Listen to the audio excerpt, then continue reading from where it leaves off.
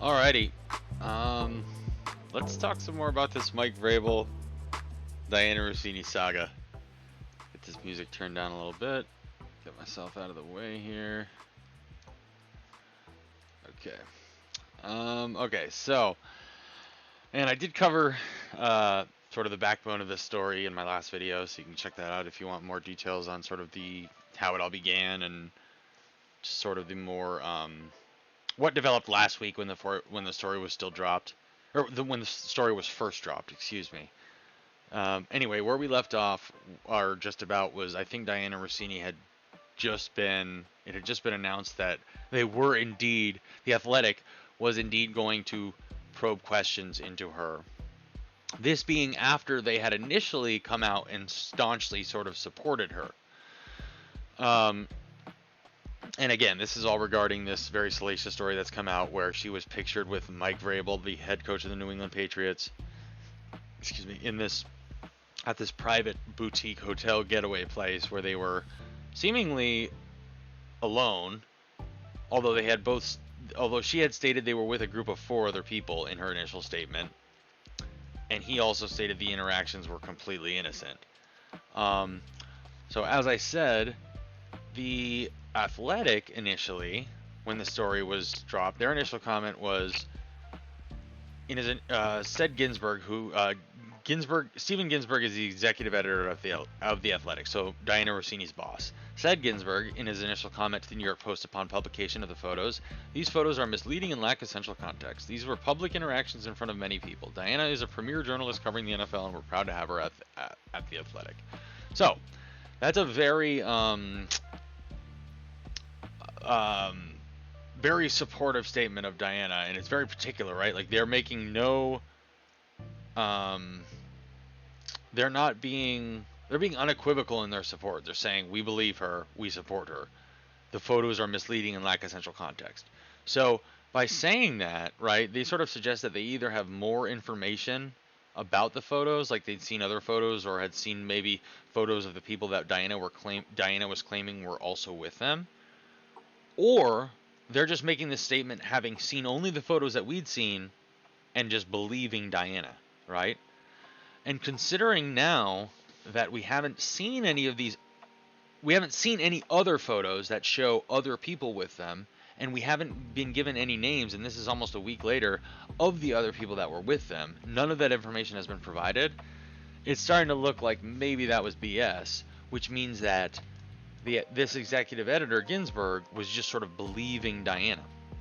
And I had mentioned this in my last video that I felt like this statement was a big mistake, because essentially what they're doing is they're tying their integrity to Diana Rossini, and if she turns out to be lying, or this turns out to be not true, that becomes a stain on them as well, right? Unnecessarily, because they could have just come out and said something like, "We're aware of this situation and it is under internal review," or "We're aware of the situation and we will make no further comment at this time." Could have been that easy. People would have given them the space and time to try to figure out what's going on here, right? Like, people understand that you're getting smacked with the salacious New York Post story that you didn't see coming at the Athletic. If you had said something like that, like, "We are now aware of the situation, we are reviewing it, and we will make no further comment at this time," like, people are going to give you at least a little time to sort of try to figure out what's going on and then make another statement that's appropriate and meets the moment. Instead, they rushed this statement out, and in my last video, I said this is a PR disaster for everyone involved. And that was why I suspected they had come out again afterwards and decided to sideline her or suspend her, which they announced on Saturday that they sort of backtracked their support, right, and said, "Well, we're actually going to be sidelining her and we're going to look into this a little bit more."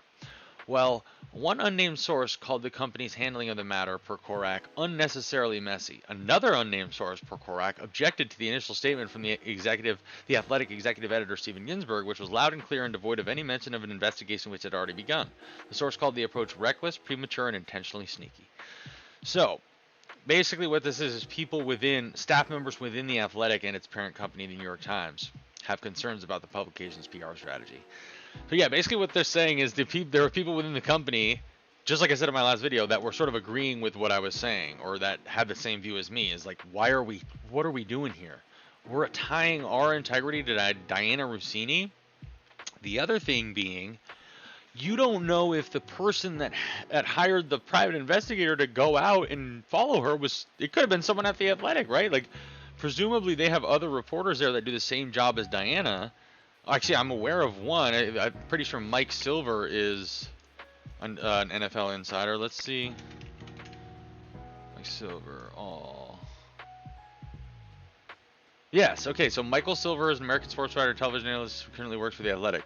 Okay. So he's an American sports. But as far as I know, he does break stories in the NFL. Yes, he's an NFL senior writer for the Athletic. So, and I'm not saying he's the one that turned in Diana Russini, but I'm just saying, like, you have other reporters within this building, right?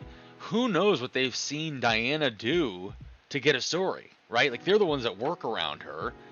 And who knows, or maybe they didn't see anything, but who knows the type of suspicions they've built up, these competitive reporters, and what they've seen her do.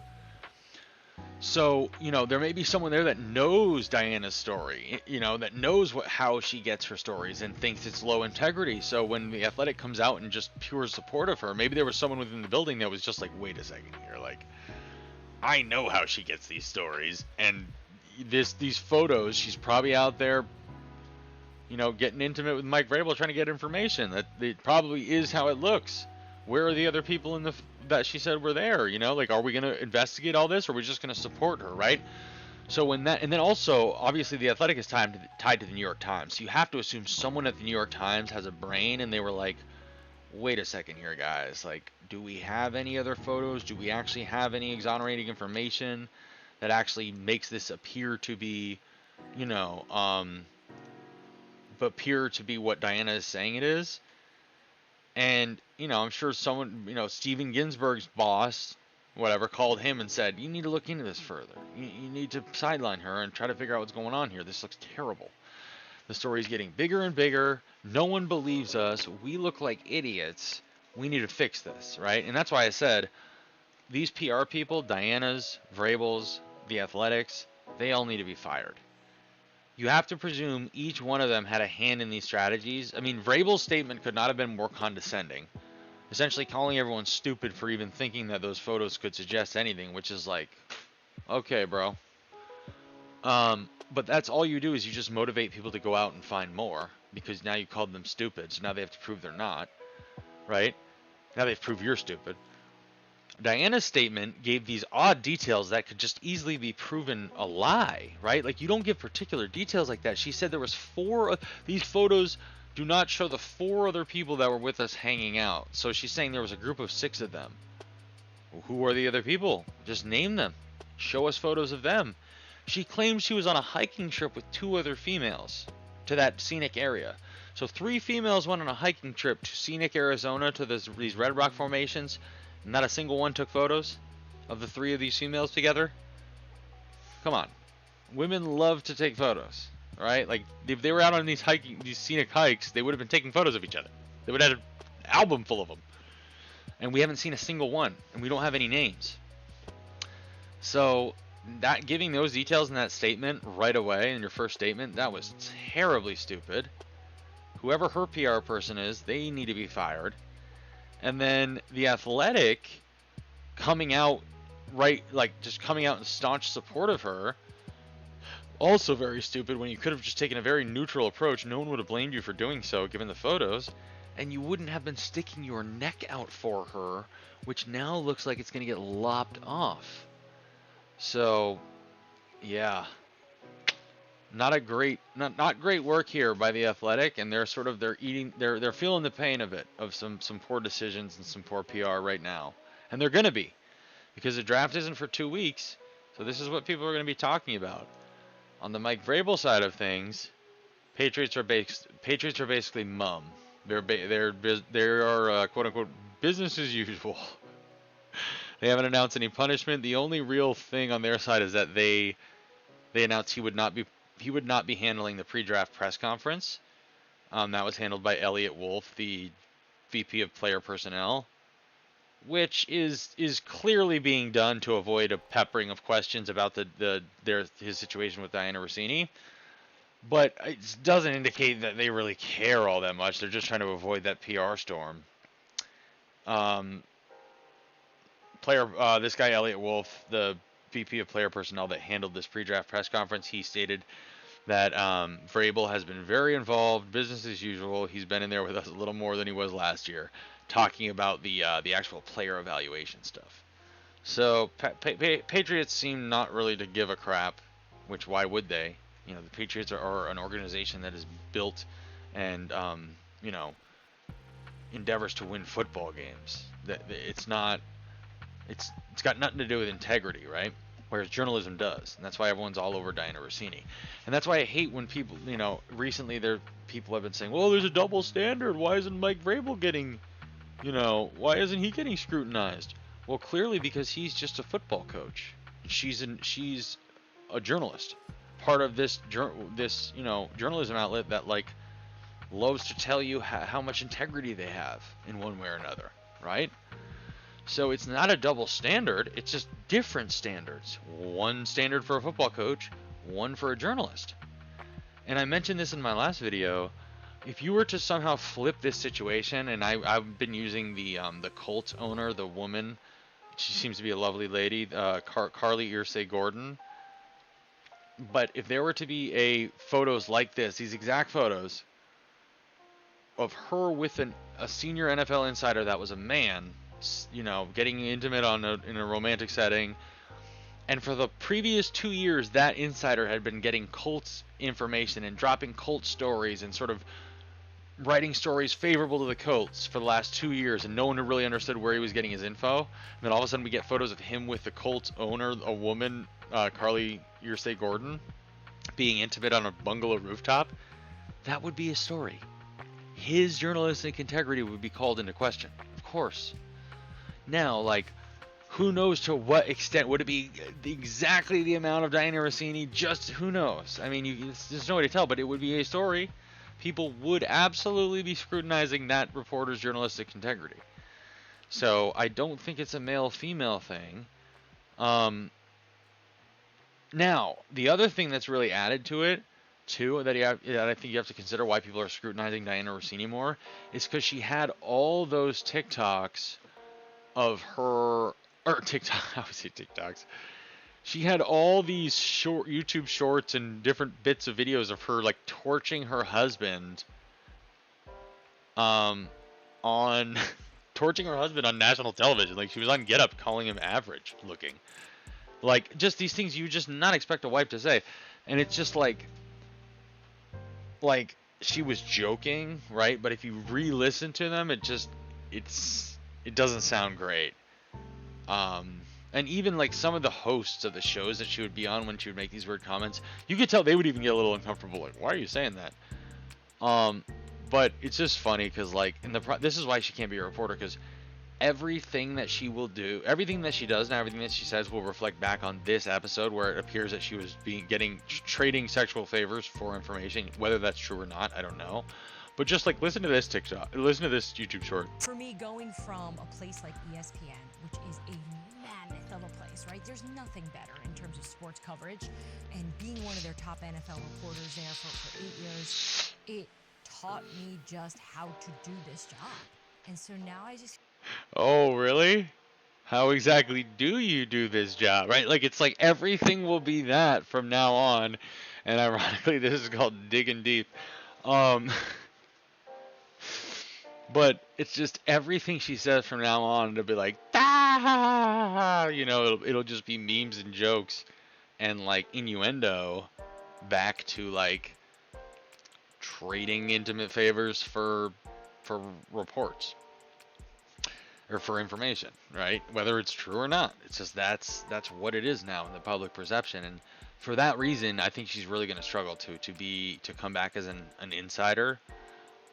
Regarding that topic, though, I think she still will have a career. She's gonna have to go away for a while. I don't think she's gonna be an insider anymore, but she's gonna be a host, or she's gonna have a podcast or something. It's 2026.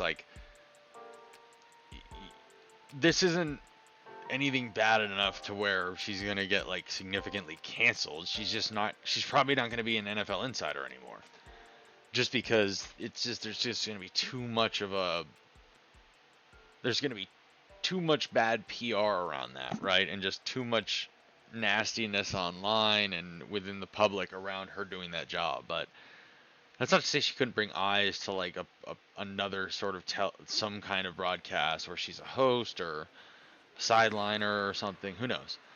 Um, so I think she'll be fine in terms of a career. She's not going to get another contract with the Athletic, I don't think, just because this has brought, undue negativity to their brand. And that's just, usually you're not going to get, if you're going into a contract year and you do that, you're just not going to get renewed.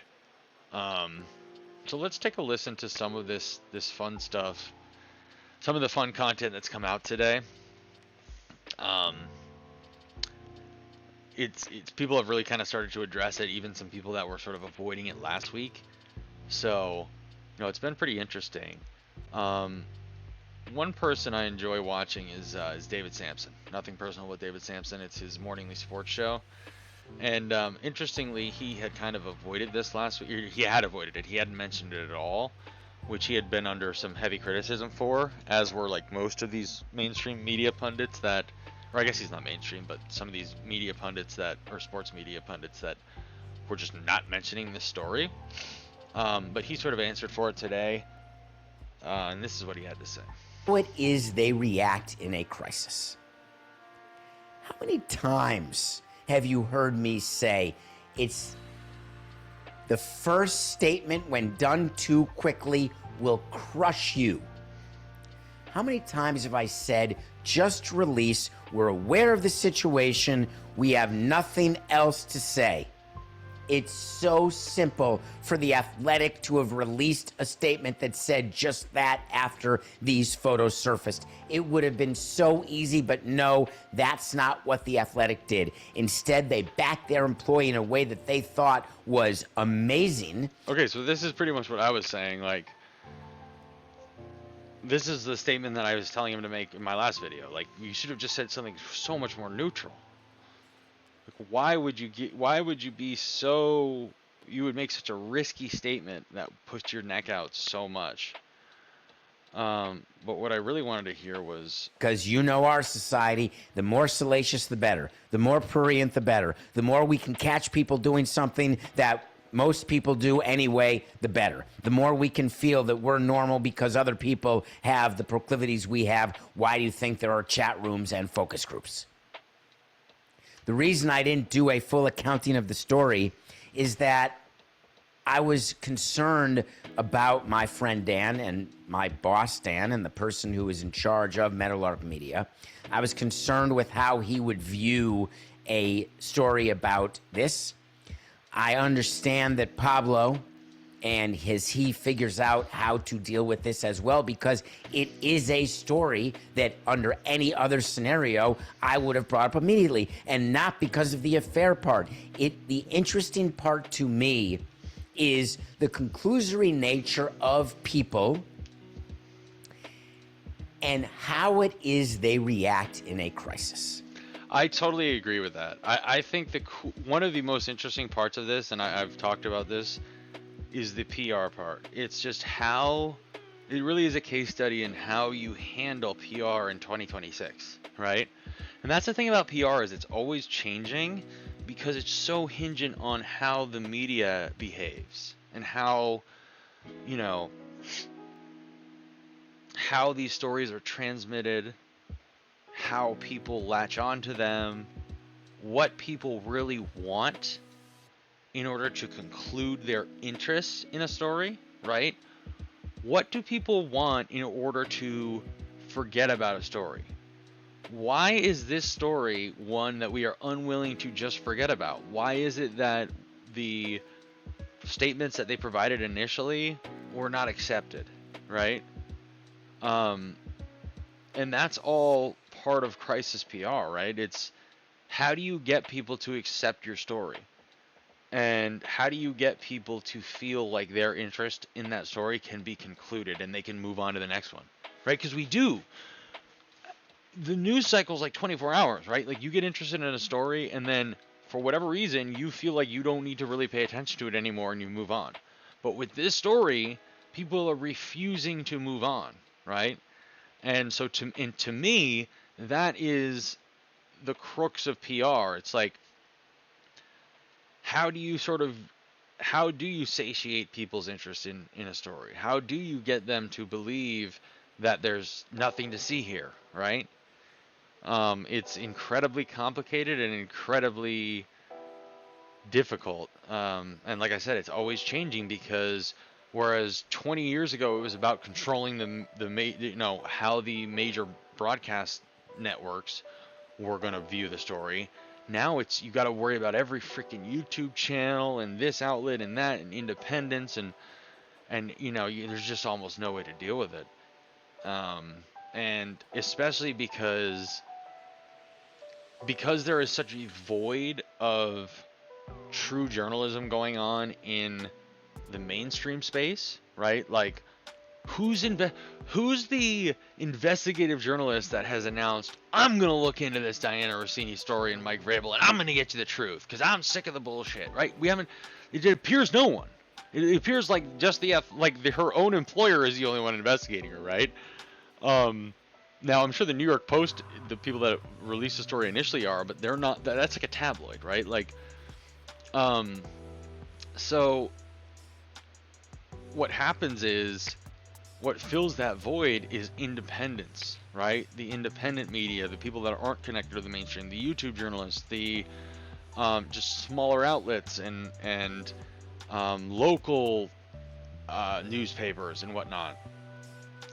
And they tend to be a little more ruthless, right? Like, that's the problem, is if you don't satiate the people's interest in a way that works for you, but gives them a little ground, right? Gives them a little truth, gives them that little nugget that they want, well, then they're just going to go in and find out what really happened, right? Then they're going to latch onto it. And you're seeing that here. And, it all goes into that PR question, how do you handle a crisis? Now, as far as his explanation for not handling the story last week, to be honest, I know a lot of people want to sort of behead these mainstream media people for not mentioning it and sort of participating in the cover-up, which I totally understand. But also, I think at the same time, like, nothing personal with David Sampson is not a journalism outlet. Like, he's just covering stories and talking about sports. It's supposed to be fairly benign. I can understand them, choosing to take the discretion or using the discretion to just not talk about it just because they just don't want to, right? Like, it's not on them to provide, like, this is not a journalism outlet. They're not reporting, he's not reporting things, right? Same with Meadowlark Media with the Dan Le Batard show. Same with even ESPN in that regard. Like, and I guess you could say, like, there are, the ESPN does do some reporting, but at the end of the day, they are supposed to be focused on the sports. And so I can understand them at least waiting, right? Like, waiting till there's something more, or like the story develops a little bit outside of their purview, and then they can sort of like see what's going on with it. Because it is just such a salacious story, and they don't have all the details. They have since being mum on it last week, they have had some coverage of it. I think starting Saturday they had a story up online, and I think today they addressed it on a few different shows.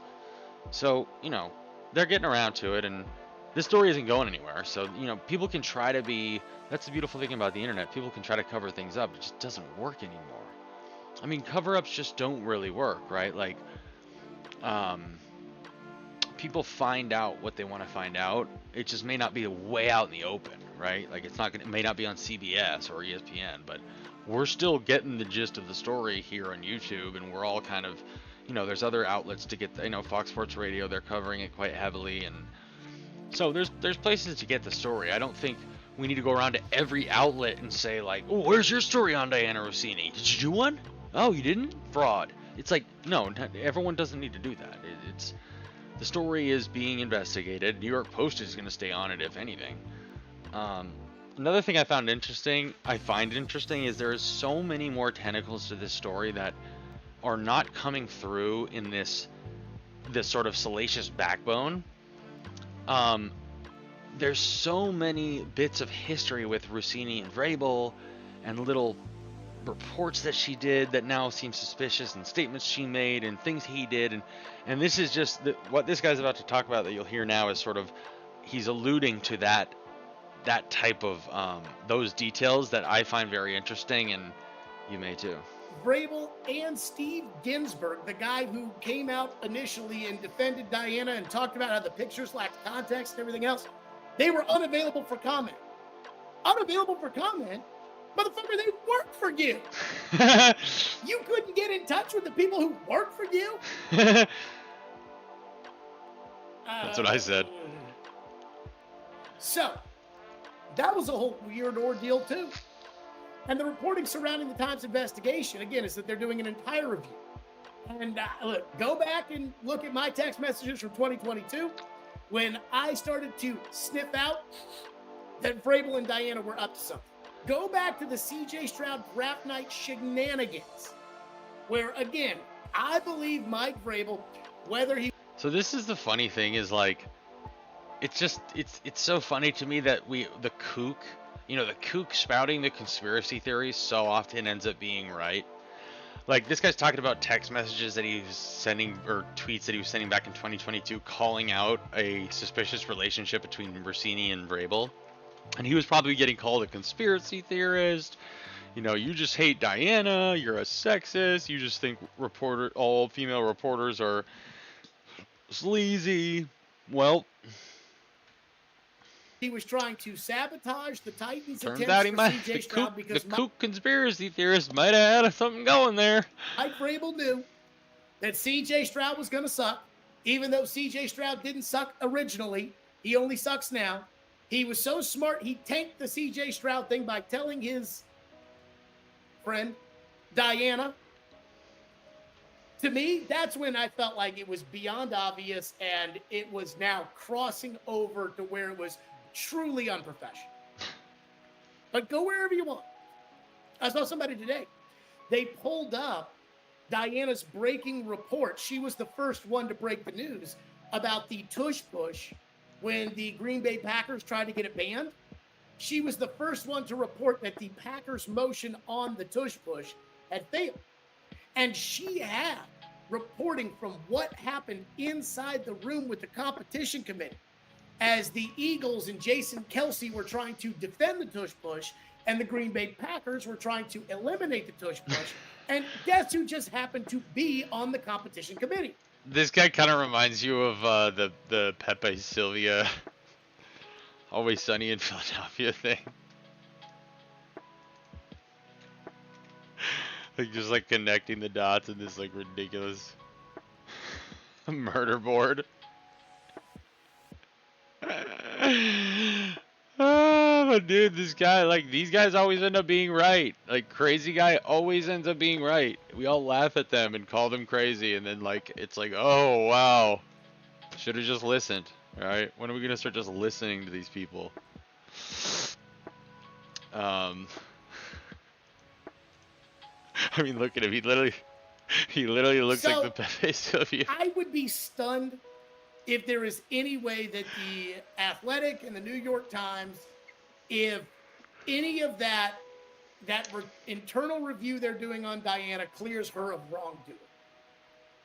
And I think this is the really sad part about the entire situation as far as I'm concerned.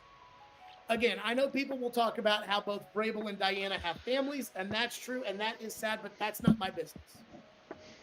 What is really sad to me is that I believe The Athletic and ESPN and a lot of people in the mainstream media who spent Wednesday and Thursday and even parts of Friday pretending that this story didn't exist because they didn't want to hear about it, because either they were afraid of how the NFL was going to react, how Mike Vrabel was going to react, or because they were friends with Diana Russini and they didn't want to address this. I think they just thought this would go away. I think The Athletic thought this wasn't that big of a deal. Yeah, that's the crazy thing too is, man, when are these PR people going to learn that the public is just not stupid anymore, right? Like, It's not the 1960s where you just put out a headline on the, the trustable newspaper or whatever, New York Times, USA Today, whatever it is, and people just buy it and move on. Like, people have so much more access to information, and media is so much more just spread out. So many more different outlets, people getting their information from so many more different sources, that like you can't just expect the public to just nod their head and agree anymore. I mean, it's just such a miserable PR failure. They thought people would see the photos and just say, oh, whatever, that's just two adults cheating on their spouses. Maybe, who knows, that's their business, not ours. But what happened was So anyway, excuse me. Whew. This guy's pretty interesting. His name is Jared Stillman. Stillman & Co. with Jared Stillman. And he's been covering the story pretty heavily. And as you can hear, he was on it pretty early, right? A couple of years ago, he'd been calling this out. So, people like that, you wanna follow and give them a subscription, whatever. Because he's proven that he has the ability to discern truth in some way, or in a way that other people weren't. So he kind of sounds like a little kooky, and clearly he's taking a little bit of a victory lap, but he was on this early and he wasn't afraid to call it out. So sometimes it's worth checking out these smaller sources, these more independent reporters and sports media people. Sometimes they know things, that other people don't. This discussion was pretty good too. Releasing the ballots, and then came the awards, and they didn't release the ballots. And I say that because I think it's fair game to ask the AP for individual ballots. And I'm curious about her Coach of the Year ballot, and I don't know what it's going to show. Okay, so this is kind of interesting, because what he's saying is, did Diana Rossini give Mike Vrabel her Coach of the Year vote, which is just hilarious to me. They have these reporters voting on these awards, these reporters that have nothing to do with the league. But what's significant about it is these awards, the Coach of the Year award, that can have implications in terms of your contract, right? It can be the difference between making an extra million, an extra couple million, or not making it. So that's a pretty big financial impact, significant financial impact. So if she's voting, with a conflict of interest, it's not like it's the end of the world, but it's just another integrity hit. So it's an interesting little angle. And hey, Vrabel won. And it's not even close. It's not like if you throw her votes out, Liam Cohen wins. Yeah. But I think that there's one very interesting potential outcome on her ballot, and it would be if Vrabel is first and the next four are guys who had no chance to win, and then Liam Cohen's not even on the ballot. That's the thing that would be very interesting. So this guy Mike Florio, he's another guy that's very, I would say,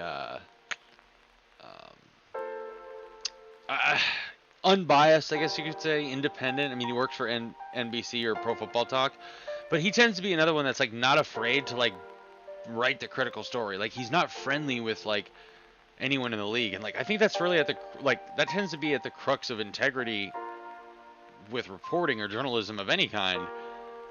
Are you willing to actually keep that professional distance with the people that you're covering, right? Like, you're friendly with them, but you're not so friendly that like criticizing them or being critical is in any way uncomfortable, right? And I think that's really what, the line that it appears Diana Rossini sort of just trampled on is, not maintaining that professional distance. So it's like, how can she really have any objectivity when covering Mike Vrabel? If she's getting intimate with him or being, that close with him. And I've always known Mike Florio, this guy right here, to be someone that really keeps that professional distance, and he's often the one criticizing and calling people out in ways that most people won't. So I think he's worth following, and I think he's a pretty good source of good information in the NFL. Again, he's works for NBC and Pro Football Talk is I think his the outlet that he sort of like writes for or whatever, which is a branch of NBC or a subsidiary of NBC or whatever you'd call that. It's part of their NFL coverage. So, anyways, it's probably gonna do it for today. Just some more fun stuff on the Diana Rossini, Mike Vrabel story. And if there's anything more that comes out, which I suspect there will be, I think there's going to be maybe another bombshell or two with this, maybe more photos. Maybe we'll talk more about it. Anyways.